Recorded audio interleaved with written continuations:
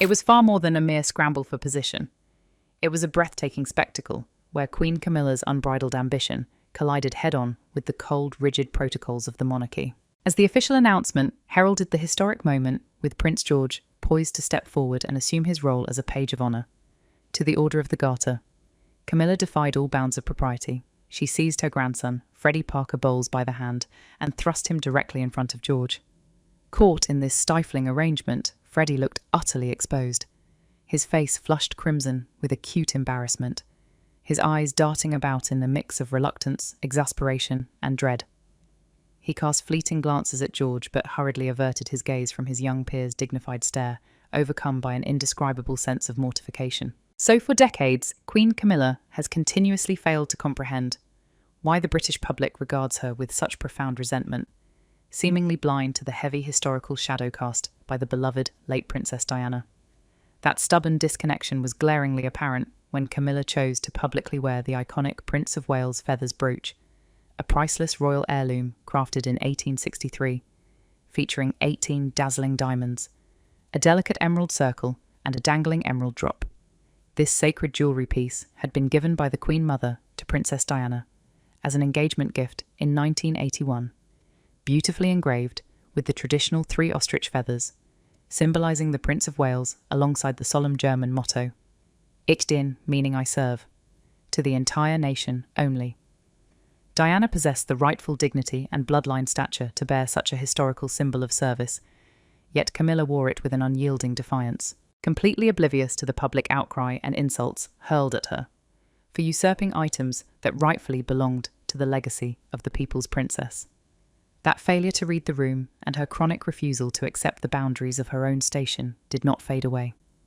Instead, it directly fueled the explosive new crisis at a major royal ceremony today, where Camilla shattered all protocol by aggressively dragging her grandson, Freddie Parker Bowles, forward to usurp the very position meant for the future king. The morning air across the vast courtyards of Windsor Castle was charged with excitement as an official announcement from Buckingham Palace swept through global media channels, revealing that Prince George had been formally invested with a historic title Royal Knight Companion of the Order of the Garter, the highest order of chivalry. This designation represents an ultimate and exceedingly rare honour, established by King Edward III in 1448, strictly designated by centuries of royal tradition, for the direct heir to the throne upon reaching specific milestones of maturity, to prepare for entry into the Privy Council. Currently, Prince George is 13 years old, and over the past year he has exhibited remarkable poise and active participation in various national engagements, leaving an overwhelmingly positive impression on the public. Yet eclipsing the celebration of the future monarch was an unprecedented display of ambition, as Queen Camilla unleashed an aggressive campaign of entitlement, arguing with fierce bitterness that this symbolic honour should have instead been bestowed upon her own biological grandson, Freddie Parker Bowles, driven by an unyielding desire to elevate her family into the core of the monarchy. Camilla confronted senior officials and the sovereign himself, twisting the foundational structures of the modern institution to serve her personal narrative. She anchored her outrageous demands directly upon the sacred vows she and Charles exchanged during their marriage ceremony at St. George's Chapel in 2005, weaponizing a deeply personal covenant before God. Before Almighty God, we share nothing hidden between us. Our honours, our flesh, and our futures are bound as one, dividing every privilege and burden without distinction. Camilla cynically used those holy words to demand absolute parity for her non-royal bloodline, insisting that her descendants deserved identical privileges to the direct Windsor heirs. To bolster her argument, she began loudly comparing Freddie to Prince George, pointing out with thinly veiled disdain that Freddie was nearly 3 years older, possessed a commanding physical presence, and carried a natural ease within elite social circles and media environments that starkly contrasted with young George's occasional youthful shyness. To Camilla's biased eyes, Freddie's chronological maturity and polished demeanour made him inherently more deserving of stepping onto the honorary frontline of the nation's most prestigious ceremonies. That internal friction erupted into an open, jaw-dropping spectacle right in the middle of a major royal gathering, as the young royals lined up to pose for official photographs and prepare for their grand appearance before the public. Seeing Prince George standing calmly and naturally at the dead centre of the formation, Queen Camilla lost all semblance of royal decorum and restraint, marching directly toward the children with a rigid expression. Without a moment of hesitation, she reached out, grabbed a startled Freddie by the arm, and forcefully shoved him past the other children, planting him squarely in front of George, right under the astonished gaze of the entire household and visiting dignitaries. The psychological impact on the witnesses was immediate and palpable, creating an atmosphere of breathless disbelief, as courtiers and family members stared in horror at the brazen breach of protocol. For young Freddie Parker, Bowles the moment was an excruciating exercise in public humiliation and agonizing awkwardness, starting with a glance of profound hesitation and an expression of acute embarrassment as his grandmother yanked him roughly to the front row, right before George's eyes. Freddie felt completely out of control, dragged around like a pawn, while hundreds of sharp eyes judged his every movement. After being shoved into the limelight, Freddie cast a quick apologetic look toward George, desperately trying to look away to mask his deep shame, fully aware of how inappropriate the maneuver was. Beneath the forced public positioning, Freddie actually harbored a genuine fondness and deep respect for George, sharing typical childhood camaraderie and interacting with him, with natural warmth when left to themselves, which only made Camilla's manipulative stage managing all the more painful and mortifying for the sensitive teenager. The sheer audacity of Queen Camilla, forcefully repositioning her grandson ahead of the future king, sent an instantaneous shockwave of absolute silence rippling through the grand halls of Windsor Castle. For a fraction of a second, courtiers, dignitaries, and royal staff simply froze their minds, struggling to process the blatant violation of an unwritten but ironclad hierarchy. But before Camilla could even attempt to justify her shocking physical intervention, a figure of uncompromising authority stepped out from the shadows of the corridor. It was Princess Anne, the Princess Royal, radiating the chilling, stoic fury of a veteran guardian of the crown. With a face as cold and unyielding as ancient glacial ice, Anne positioned herself directly between Camilla and the heir to the throne, effectively blocking the queen consort with a physical presence that commanded absolute obedience. Anne did not raise her voice, nor did she need to. Her sheer institutional weight was enough to suffocate the room. Without a trace of hesitation, Princess Anne systematically dismantled Camilla out of hand, loudly invoking the impenetrable constitutional framework and the 10 strict royal criteria established during the formidable reigns of King George VI and Her late Majesty, Queen Elizabeth II. Her voice cut through the heavy silence like a polished blade as she interrogated her sister-in-law, demanding to know which of the sacred 10 requirements Freddie Parker Bowles supposedly met. Anne listed them with devastating precision. First, the requirement of a direct Windsor bloodline, which Freddie entirely lacked. Second, a constitutional position within the official line of succession to the throne, from which Freddie was permanently excluded.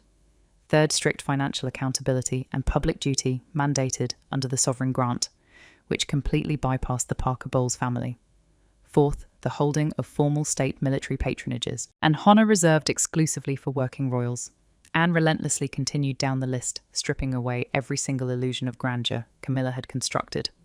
By the time Anne reached the 10th criterion, Camilla was left utterly speechless, her throat tightening in humiliation as she realised her grandson fulfilled exactly 0 of the constitutional requirements. Her only pathetic defence was to desperately cling to the personal religious vows of her marriage, a hollow argument that held absolutely no legal or institutional weight against the centuries-old machinery of the British monarchy. However, the agonising confrontation in the hallway exposed a much darker and deeply calculated agenda. Camilla was not merely fighting for a momentary photographic advantage. She was executing a long-term strategic war for permanent royal elevation. Her ultimate goal was to secure a mirrored royal existence for Freddie, demanding that he receive the exact same public recognition, independent royal trust funds, and elevated societal status currently held by Lord James, the son of Prince Edward. Camilla wanted Freddie seamlessly integrated into the very fabric of the high nobility, erasing the boundaries between the reigning bloodline and her own civilian descendants. And to anchor this fabricated royal status, Camilla had been quietly orchestrating a master plan that crossed the line from ambitious social climbing into dangerous emotional manipulation. She had set her sights on a strategic aristocratic marital alliance, aggressively manoeuvring to pair Freddie with Lady Victoria Grosvenor. Lady Victoria was no ordinary aristocrat. She was the 4th-generation descendant of the Duke of Westminster, a fiercely guarded young heiress sitting atop a staggering global empire of real estate and commercial businesses worth countless billions of pounds. For Camilla, securing this union would permanently cement the Parker Bowles name into the highest echelons of British power, effectively buying the royal legitimacy that Princess Anne had just so ruthlessly denied her. But this heavy-handed attempt at aristocratic matchmaking did not go unnoticed, and it triggered a catastrophic emotional reaction from Prince William. Watching Camilla treat a young girl and her own grandson as disposable chess pieces in a greedy power play resurrected William's darkest and most agonizing traumas. It immediately mirrored the exact same systemic manipulation and forced narrative that had trapped his late mother, Princess Diana, into a doomed royal marriage decades ago. William was absolutely furious, his quiet rage radiating across the room as he recognized Camilla transforming his family into a commercialized playground for her own descendants. Standing gracefully on the periphery of this unfolding disaster was Sophie, the Duchess of Edinburgh, who offered a masterclass in silent, devastating condemnation. Sophie maintained her flawless aristocratic poise, her demeanour calm and gentle, yet she radiated an impenetrable wall of disapproval. Through subtle glances and a deliberate refusal to engage with Camilla's frantic energy, Sophie firmly rejected any interference with the established ceremonial standards protecting the dignity of the crown without ever losing her temper. But perhaps the most exquisite irony of the entire bitter ordeal lay in the reactions of the youth themselves. Lady Victoria Grosvenor, the billionaire heiress whom Camilla was so desperately trying to court for Freddie, showed absolutely zero interest in the awkward forced proximity. Instead, the young noblewoman was entirely captivated by Prince George. She admired the young prince for his steadfast composure, his quiet confidence, and his unmistakably regal aura, choosing to engage entirely with the future sovereign while completely ignoring Camilla's heavy-handed attempts to push Freddie into her line of sight. Meanwhile, Freddie Parker Bowles stood trapped in a nightmare of his grandmother's making. He wanted nothing more than to disappear into the ancient stone walls of the castle. Every time Camilla dragged him forward, Freddie felt a sickening wave of revulsion and exhaustion. He harboured a deep, genuine respect for Prince George and hated being used as a weapon against a boy he actually considered a friend. His eyes darted nervously around the room, desperate to avoid the judging glares of Princess Anne and the royal household, suffocating under the crushing weight of a borrowed ambition that he never asked for, and a royal destiny he knew he could never rightfully claim. The bitter taste of total defeat at the hands of Princess Anne did nothing to temper Queen Camilla. Instead, it sent her into a spiral of intense persecution and resentment, turning her fiery frustration directly toward the king himself. Feeling utterly cornered and publicly disgraced, Camilla stormed through the private corridors of the royal residence and marched straight into the private office of King Charles III. Without a shred of diplomatic restraint, she unleashed a fierce tirade against the highest echelons of the institution, bitterly accusing the royal family, and specifically targeting Princess Anne and the younger generation of senior royals of engaging in a desperate campaign of opportunistic appeasement. She claimed they were bending over backward to constantly pander to Prince William, selling out their own flesh and blood, just to secure the exclusive corporate crown monopoly for the direct Windsor lineage. With a voice shaking with indignation, Camilla demanded to know why her family was being subjected to such blatant and cruel injustice, arguing with passionate fury that Freddie Parker Bowles was being robbed of the profound recognition, respect, and institutional standing that he rightfully deserved, by virtue of her own supreme position as queen consort. Standing before her husband, with flashing eyes, Camilla escalated her demands from mere complaints into an outright ultimatum. She cornered the monarch inside his own sanctum, raising her voice in absolute defiance and demanding that King Charles immediately issue a special royal decree, a bespoke letters patent or an independent ceremonial title specifically for Freddie Parker Bowles to match the historic honours just bestowed upon Prince George. She insisted that the king act instantly to heal her wounded pride and restore the dignity of her bloodline, fully expecting her husband to yield to her demands as he had so many times in the past. But King Charles found himself trapped in an impossible and agonizing purgatory, paralyzed between the unyielding pressures of constitutional preservation and the overwhelming emotional debt he owed to the woman who had stood by his side through decades of public scandal and private torment. The monarch sat entirely powerless at his heavy mahogany desk, realizing with crushing clarity that any attempt to appease Camilla, by elevating her non-royal grandson, would instantly detonate a civil war within the House of Windsor, alienating his heir and tearing the very fabric of the monarchy apart at the seams. While the adults clashed in high-stakes political warfare behind closed doors, the truest and most heartbreaking tragedy of the entire ordeal rested squarely upon the shoulders of the teenage boy caught in the crossfire. Young Freddie Parker Bowles stood completely exhausted and deeply humiliated by the suffocating ambition of his grandmother. Trapped within the gilded cages of ancient corridors, Freddie felt a profound sense of exhaustion and quiet disgust toward the relentless political scheming orchestrated by Camilla. In reality, Freddie held a genuine and respectful admiration for Prince George, viewing the young future king with youthful fondness and acknowledging his natural maturity and calm demeanour. Whenever they were permitted to interact away from the glaring spotlights of court politics, Freddie and George shared a normal, healthy camaraderie, appropriate for their age. Yet every single time they appeared in public, Camilla would brutally jerk Freddie out of his comfort zone, forcefully dragging him into uncomfortable formations and shoving him into the limelight against his will, leaving the poor teenager with a permanently strained, mortified expression that broadcasted his agonizing awkwardness to the entire watching world. The weight of this artificial projection weighed heavily upon Freddie, who understood far better than his grandmother that he possessed no inherent right to walk the path of a sovereign. Each manufactured photo opportunity and each aggressive push toward the front rows left him feeling more like a prop than a person, a painful realization that alienated him further from the toxic ambitions swirling around him. He desperately wanted to step back into the shadows to fade into the background, where he could simply exist as a private citizen, without being constantly measured against a royal heir he deeply respected. But Camilla was entirely consumed by her own historical grievances, blind to the psychological toll her machinations were exacting on the very grandson she claimed to be fighting for. She could not see that her desperate crusade was not building a legacy, but rather building an insurmountable wall of resentment and discomfort around the young man, turning every family gathering into an unbearable exercise in artificial positioning and public humiliation. As the sun began to set over the sprawling stone battlements of the royal estate, Queen Camilla retreated into the quiet sanctuary of her private apartments, left entirely alone with the devastating truth of her isolation. The crushing reality of the afternoon finally settled deep into her bones, stripping away the fierce defiance and leaving her with an inescapable sense of profound defeat. She had successfully clawed her way upward through decades of relentless public hostility, media venom, and social ostracization, to finally claim the most glittering crown in the British Empire. Yet sitting in the silence of her richly decorated chambers, she was forced to confront the brutal and unforgiving nature of the institution she had conquered. In the cold, calculating eyes of the royal establishment, and under the unyielding architectural vision of the future, shaped firmly by William and Kate, her bloodline remained forever locked outside the gates.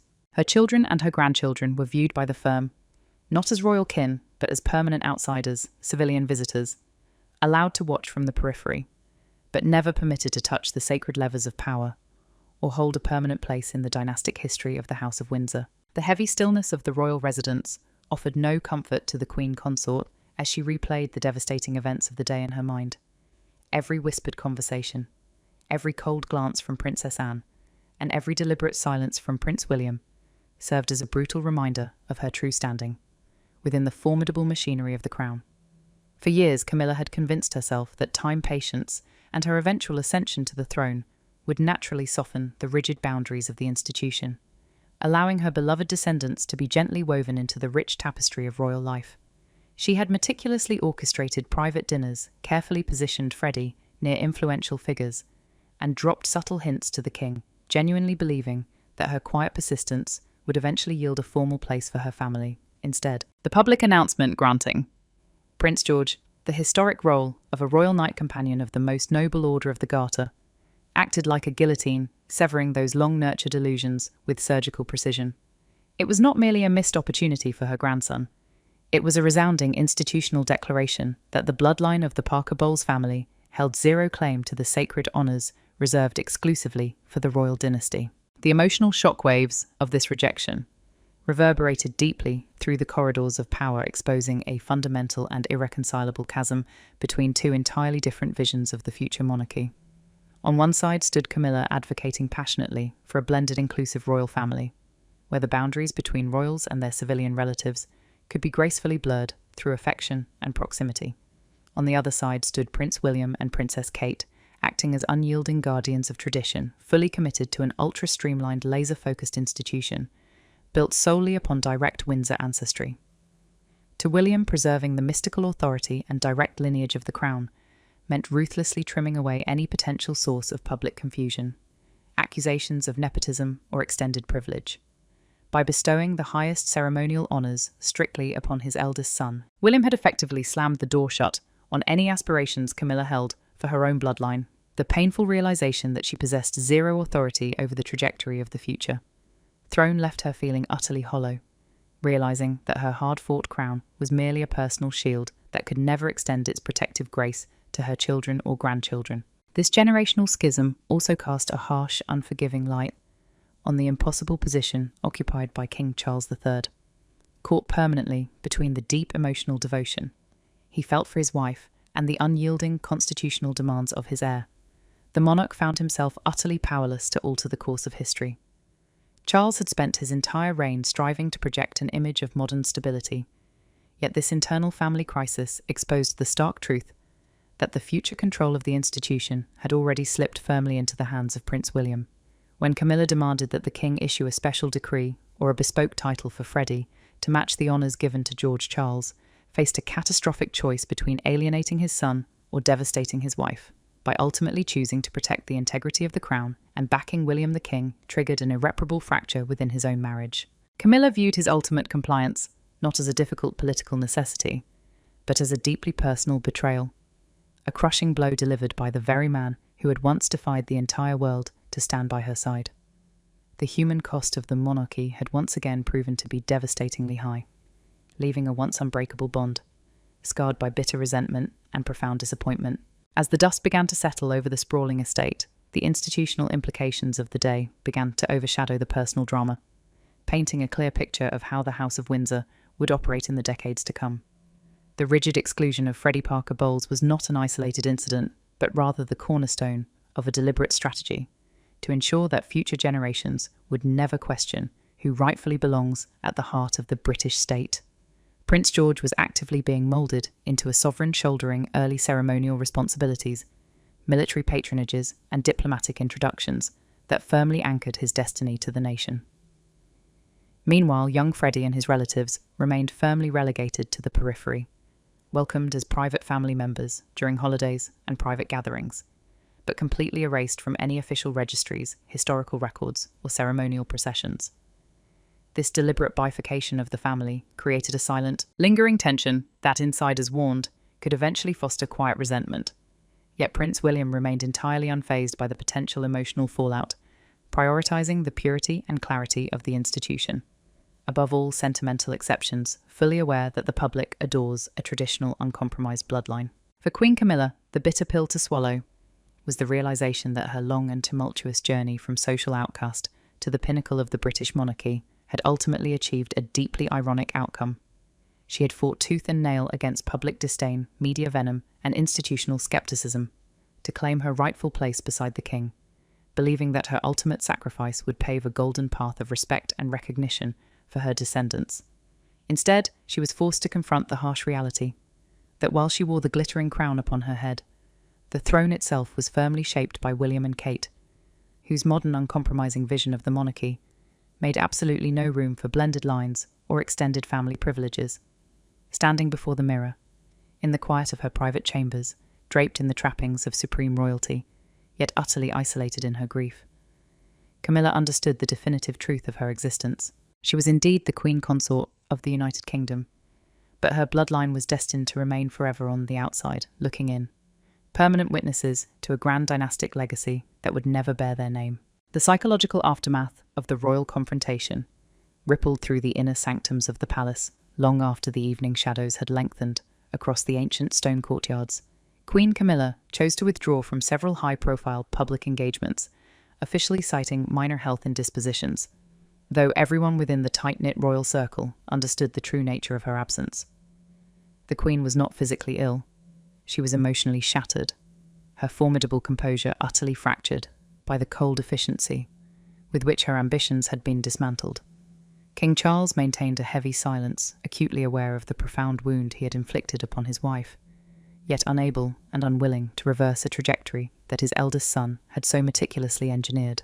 The dynamic between the sovereign and his queen had shifted into something distinctly fragile, marked by a lingering distance and a chilling politeness that had never before existed in their marriage. For the first time since they had defied convention to unite their lives, Camilla looked at the king and saw not just a loving husband, but the ultimate custodian of an institution that had deliberately locked her family outside its gates. Meanwhile, the ripples of this systemic exclusion began to touch the younger generation in ways that no royal press release could ever adequately conceal. Young Freddie Parker Bowles found himself navigating an increasingly surreal and uncomfortable reality as he continued to cross paths with his royal cousins. Despite the heavy political machinations orchestrated by his grandmother, Freddie maintained a genuinely warm and respectful bond with Prince George.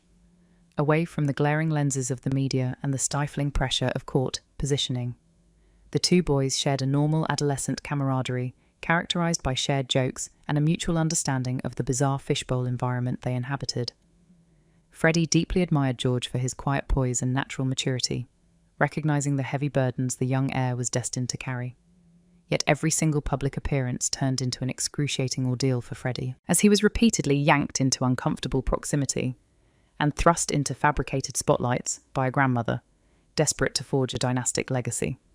The teenage boy bore these awkward moments with a quiet, visible grimace, acutely aware that his presence was being weaponized in a silent war for institutional supremacy. This quiet war underscored a much deeper ideological fracture that royal historians and senior aides recognized as the defining shift of the modern era. The House of Windsor was actively splitting along two entirely irreconcilable philosophies of governance and survival. On one side stood the lingering vision of Queen Camilla, who stubbornly believed in a warm, inclusive and blended royal family, where personal affection could successfully bridge the gap between royalty and common ancestry. On the other side stood the formidable razor-sharp blueprint crafted by Prince William and Princess Kate, who envisioned an intensely streamlined, austere monarchy that stripped away every single layer of excess, ambiguity, and extended privilege. To William, the future survival of the crown depended entirely upon absolute clarity, unwavering adherence to direct bloodlines, and an uncompromising refusal to entertain sentimental exceptions. This ideological chasm meant that the Parker Bowles family was not merely overlooked. They were deliberately pruned away from the official tree of statecraft, reduced to the status of beloved private relatives who could share holiday dinners behind closed doors but could never lay claim to the public pageantry or constitutional power of the British state. The societal implications of this rigid hierarchy began to spark intense debates among political commentators and constitutional analysts regarding the true cost of such institutional purity. By drawing an impenetrable line between the core royal bloodline and everyone else, the future king was successfully projecting an image of unblemished tradition that heavily resonated with the public adoration. Yet insiders whispered about the long-term emotional undercurrents. This approach inevitably bred within the extended family circles. The quiet exile of step-relatives and civilian descendants created a subtle undercurrent of alienation, raising uncomfortable questions about how young individuals like Freddie would feel in the coming years as they watched their cousin ascend to unprecedented heights of glory, while they remained permanently anchored to the periphery. The monarchy was undeniably securing its immediate operational efficiency, but it was doing so at a steep human cost, formalizing a permanent division of identity that could eventually generate unforeseen friction within the very family meant to embody national unity. As the quiet hours of the night settled over Clarence House, Queen Camilla was left alone with the bitter realization of her ultimate defeat. She had successfully conquered the insurmountable odds of public scandal, media hostility, and institutional gatekeeping to claim her rightful seat beside the monarch. A remarkable journey of personal redemption that few thought possible. Yet the brutal irony of her triumph was that the very institutional machinery she had fought so fiercely to enter had firmly closed its doors on the people she loved most. Her descendants would never bear the historic titles, never walk in the grand ceremonial processions, and never hold a recognised place in the dynastic annals of the British crown. The crown she wore upon her head was dazzling, but it was ultimately a solitary ornament, a glittering symbol of a queen ruling over a divided house where her own bloodline remained forever locked outside the sanctuary of true royal power. The final chapter of this profound royal drama unfolded against the backdrop of a changing nation where the gleaming facade of pageantry masked a deeply fractured reality within the highest walls of the palace. For Queen Camilla, the glittering coronet resting upon her silver hair was no longer a symbol of ultimate triumph, but rather a bittersweet reminder of the heavy price paid for ambition.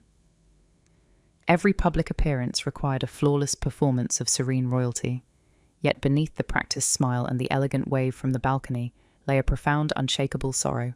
She had scaled the steepest cliffs of public scrutiny, surviving the relentless venom of tabloid headlines and the deep skepticism of a nation fiercely protective of a beloved past princess, only to discover that the inner sanctum of the crown possessed its own unyielding laws of exclusion.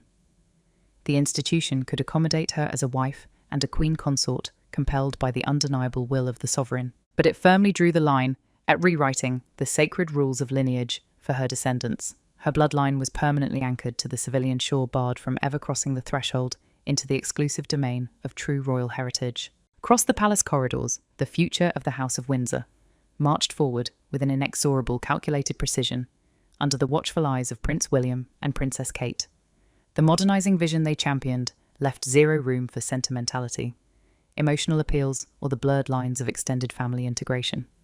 Every ceremonial duty assigned to young Prince George, every military patronage announced, and every diplomatic introduction orchestrated, served as another strategic brick in a fortress, designed to protect the monarchy from the eroding winds of public skepticism and accusations of nepotism. By anchoring the institution solely to the unblemished pillar of direct blood descent, William was effectively future-proofing the crown, ensuring that the next generation of sovereigns would inherit an authority that was crystal clear, lean, and entirely unquestionable. Yet this architectural perfection carried an undeniable human cost, casting long shadows over those who found themselves on the wrong side of the dynastic divide. The deliberate sidelining of Freddie Parker, Bowles and his relatives stood as a permanent monument to this new era, proving that affection and proximity could never usurp the iron law of hereditary right. For young Freddie Parker, Bowles, the turbulent events of recent days left a lasting imprint of disillusionment and quiet maturity. Stripped of any lingering illusions about the glamorous nature of court politics, the teenager retreated comfortably into his own private world, far away from the stifling pressure of his grandmother's unfulfilled ambitions. He had no desire to wear a crown, he had no right to, nor did he wish to be used as a pawn in a game of high-stakes social engineering. His genuine fondness for Prince George remained entirely untainted by the political friction anchored in a normal teenage friendship that survived despite the heavy burdens resting upon the young heir's shoulders. Freddie had learned a profound lesson about the true nature of power, recognizing that true dignity comes from personal identity, rather than borrowed titles or forced positions in royal processions.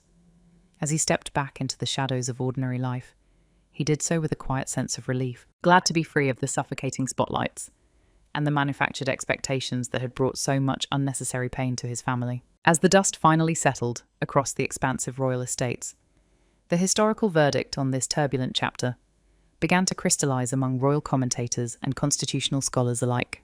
Queen Camilla and Prince William represented two fundamentally opposing philosophies of what a modern royal family should embody, one rooted in an inclusive blended vision of extended affection, and the other forged in the cold, unyielding fires of absolute lineage purity.